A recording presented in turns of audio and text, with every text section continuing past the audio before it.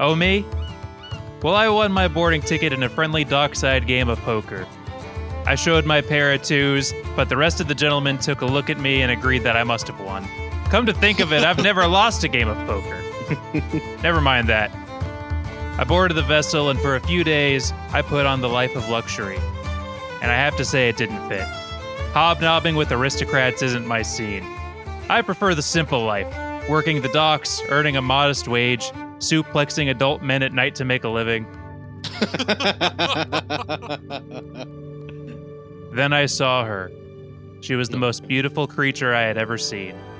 Her eyes glowed like the Saskatchewan sun. Her smile made everyone in the room stand at attention, and her red hair flowed like the Ganges River. I knew this was meant to be. On the first night aboard, I found myself alone with her, painting her nude body in the privacy of her ship's quarters. I hate you. The next evening, filled with a newfound love, I held her tightly at the bow of the ship. I screamed, "I'm king of the world!" recalling the official crowning ceremony in Geneva 2 months prior. And now I found myself here, wading in the open seas, clinging to a piece of driftwood with my love. Sure, there might be room for both of us, but I'm a gentleman. Plus, anytime I try to climb up, she pushes me back in and screams. "Hey, buddy!" I hear off in the distance. I look and spot a packed life vessel, holding the ship's women and children. I scream at the ship's guide, "Don't worry about me and my gal. The ship will come and save us soon enough." The guide calls back out, "Gal? What gal? Buddy, you gotta take that wooden panel back for your own safety. Get that thing off of there." What did he mean, that thing? My ears began to ring, and as I looked ahead, I came to realize the truth. I had fallen in love with an 8-foot-long Bengal tiger. What to the frick? What I had mistaken for love from the beast was simply hunger, and now her scratches and hisses were going to prevent me from surviving the night. I pulled my chest out of the freezing water, met her eye to eye, clenched my fists tightly, and whispered, "Baby, time to earn your stripes." What? Okay. Is going on? Did you really just combine like Titanic and Life of Pi? What's Titanic? I'm not familiar. Life of Brock. Yeah, Brocktanic.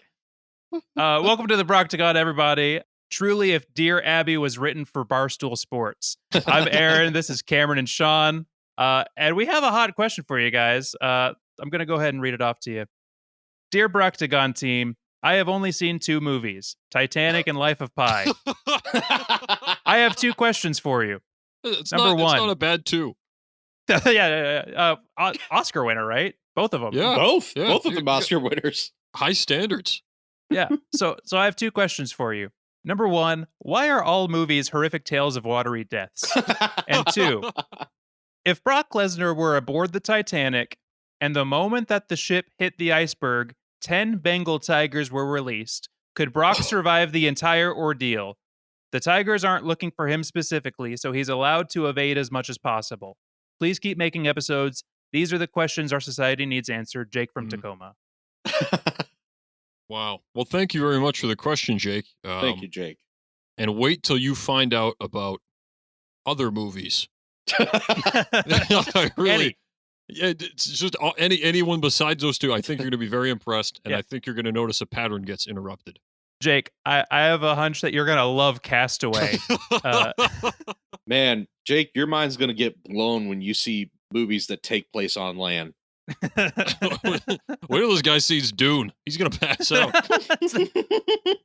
What's the one where they're like driving in the desert the whole time? Oh, Mad Max. Cars. Yeah, Mad Max. Yeah. No, that's Cars. Life is a highway, and then he like spray paints his teeth with his grill. Ka-chow. Tell me Lightning McQueen couldn't be a character name in Mad Max. That's like the most perfect, accurate name. Absolutely. Oh, completely. Absolutely. Yeah. Oh, our society, we worship the ultimate, the Lightning McQueen. Praise McQueen.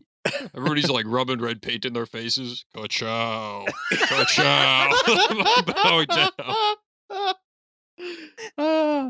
The long forgotten society of Radiator Springs. They open up the waterfall and it's just oil.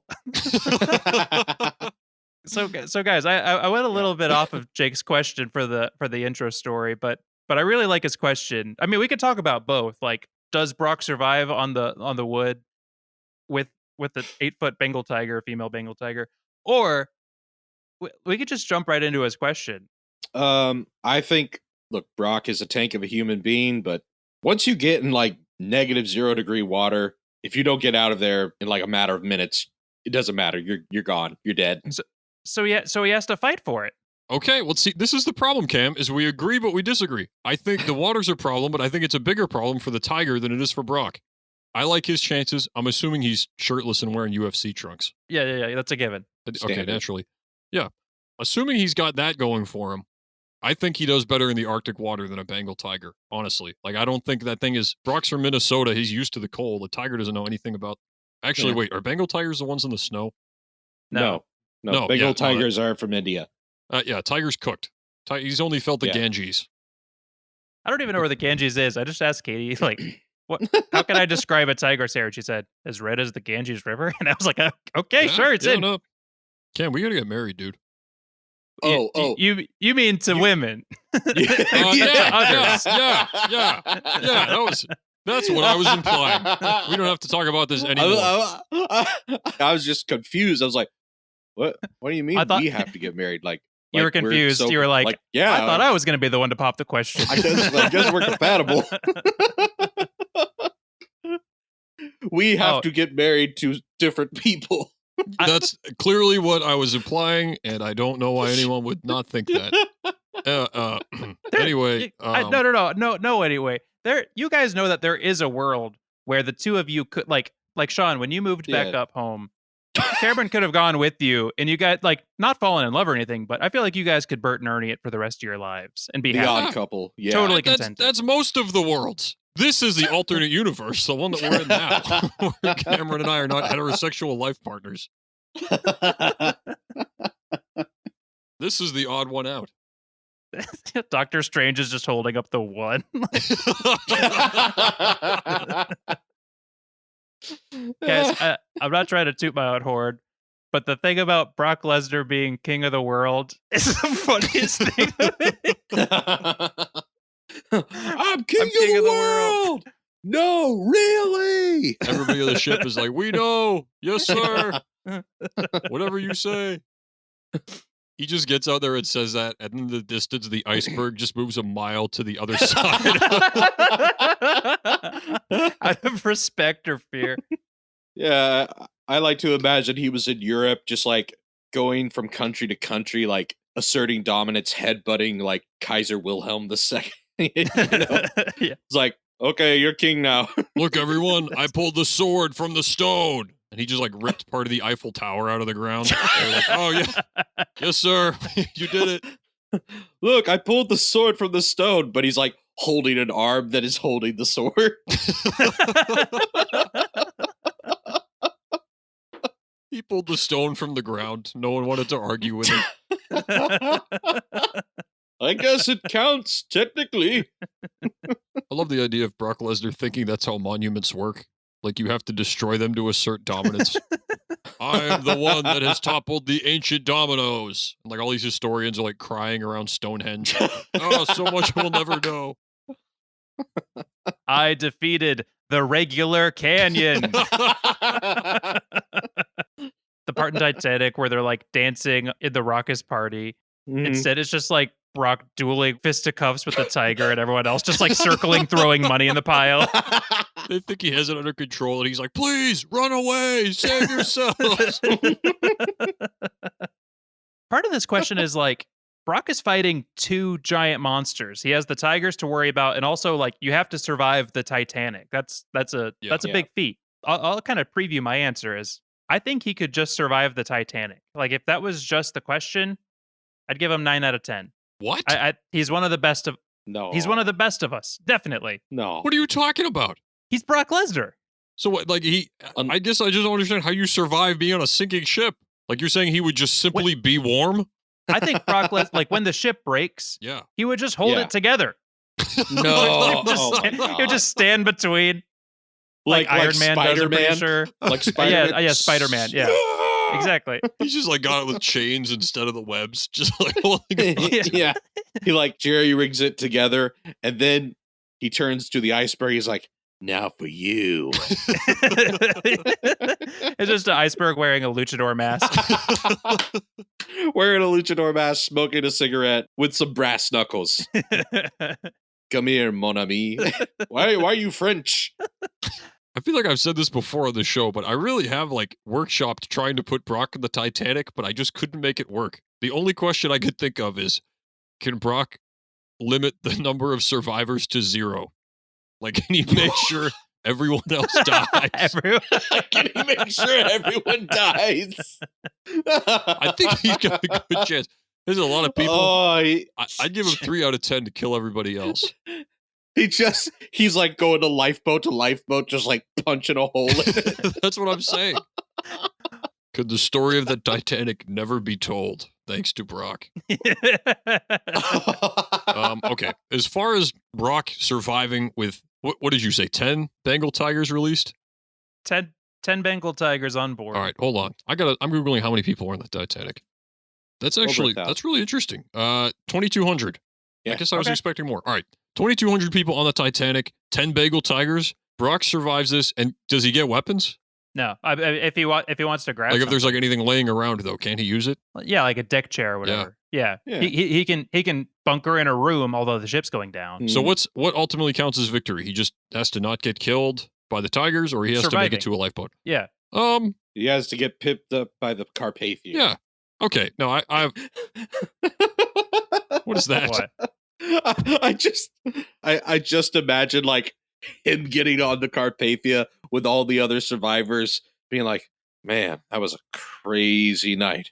How are you doing?" Like you turn and it's just like a tiger in a shawl pretending to be an old woman.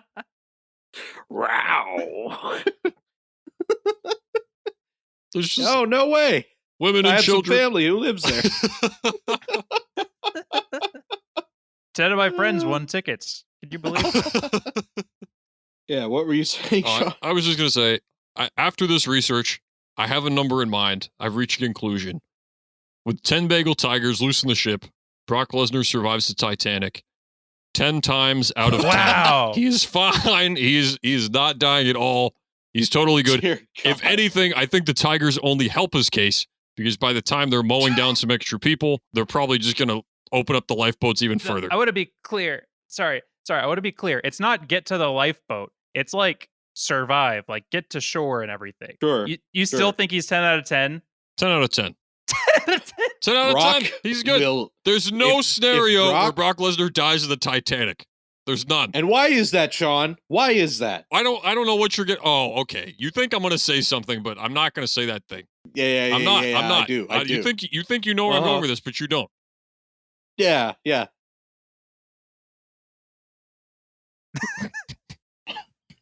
Brock Lesnar broke the Undertaker's undefeated Yeah, streak yeah, at there it goes, there it WrestleMania goes. 30. There He's it not goes. worried about some stupid boat in the cold water. He's gonna be fine. He's gonna be fine. Because here's the thing: Oh. Brock Lesnar has what all those people do not, which besides WrestleMania 30, that victory is very impressive. He also has the National Guard training. How quickly we forget. Right. So he has like modern Yeah. nautical military experience, which at the time, that was Yeah. what, the 20s? They didn't even know about the Yeah, Indian yeah. Ocean. No, at not that even time. that. It was like Yeah. It was like the it was teens, 1912. 1912. Yeah, there were like 2 or 3 oceans that hadn't even been discovered. So Brock he's way ahead of his time. Yeah, Brock gets 10 out of 10 in the Titanic. Just some guy in California goes out onto the beach and is like, "What the hell is this? Where did this come from?" They just get a map out and they write on it other ocean. Yeah.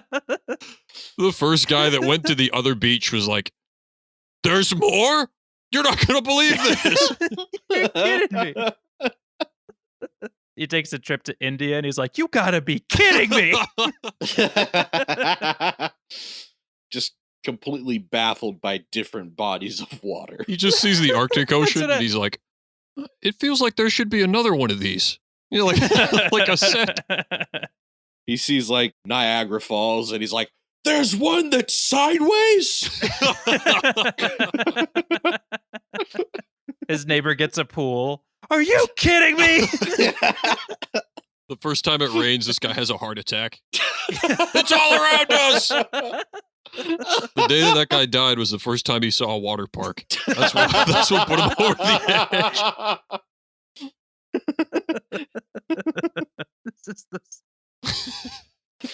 Oh man, This might be the dumbest run on the show so far. I love Yeah, it. it might I be. love it.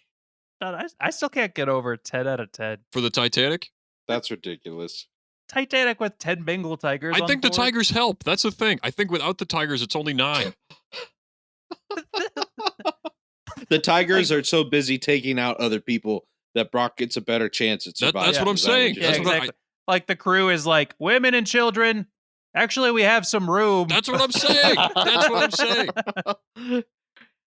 If any human being is in that kind of cold water for like the 10 minutes, you're dead. Same for a tiger. Same for a tiger. I think if Brock can evade the tigers, which I don't think would be too big of a problem, his biggest problem is going to be finding either a lifeboat or making some sort of makeshift flotation device. I just don't see anybody denying him a spot in a boat. He just looks at one and says, dibs. And they're like, oh, he called called it. dibs. Yeah, again, that goes back to the tigers.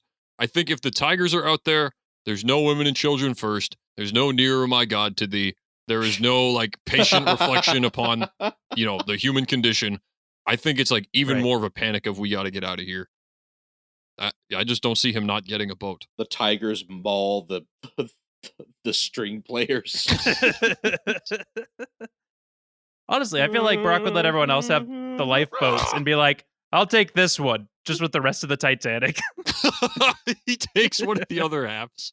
Yeah, he takes the front half. He just leads on like a boogie board and kicks. Sean, I like 10 out of 10, but I don't think he has it. You don't think so? No. No, I've locked in at 6. At 6? Brock takes it 6 I'm out gonna of 10. Cameron, what do you think? 5 out of 10. 5 out of 10? 5 and Yeah, 6? 50-50. You guys are gonna have to explain your thinking to me here. I'm giving it to him. It's 6 out of 10. Yeah, no, he gets a majority, but that's the lowest majority. So you have some explaining to do. Just quick question. Have you guys looked at have you Googled Bengal tiger on this call? No. I've only Googled how many people on the Titanic. Google Bengal tiger. The females are 8 Ooh. foot long. The males grow up to 10 feet long. They're like 400 pounds or something. How many pounds are they? Between 440 and Oh my 570. god. Coming off that 10? Oh, I'm about ready to drop to 8. It's tough. Listen, and I'm dropping to 8 because I don't see a scenario where a tiger goes after Brock where he can't get away because there's so much commotion. But if you get injured and then you're in the water trying to get back to shore, and then you're bleeding out. Yep. Yeah, I don't know. Yeah, any scenario where he interacts with a tiger, he's probably out. Like you can't take on both the Titanic and a tiger. No. No. Kev, you're the lowest of us all. Why 5 out of 10? Explain yourself, Mr. 50-50. The ocean will take you. It's unrelenting. Freezing cold water. I think it took the Carpathia like at least 2 hours. It was the closest ship. Wait, it's only from where 2 the Titan- hours? Maybe. If it's only 2 hours, I'm going to bump up my number.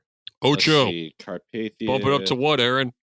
Bump it up to what, Aaron? Let's hear how long it took. Let's see.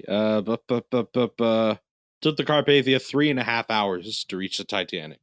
I'm bumping up to Ocho. Ocho! We're 8 times out of 10 the for the Ocho world Bros. heavyweight champion of the ocean. Fools. You fools. The Ocho Bros. Cameron, 3.5 hours. I we're thought gonna it was give you days. one chance.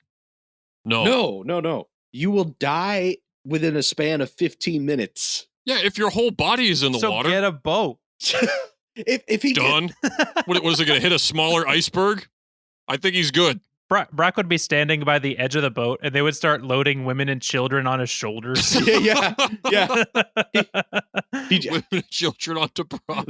You know what? They see Brock Lesnar and they're like, oh, what's that lifeboat doing standing up and talking? He like comes around the corner. Oh no! There's an iceberg on the boat! All right, that does it for another episode here on the Proctagon. Be sure to join us next week. We've got a great guest coming on the show. Boxing legend, Iron Mike Tyson coming on. He's here promoting his new book, Cementing the Most Auspicious Start for Seasonal Thistles. We'll see you next time.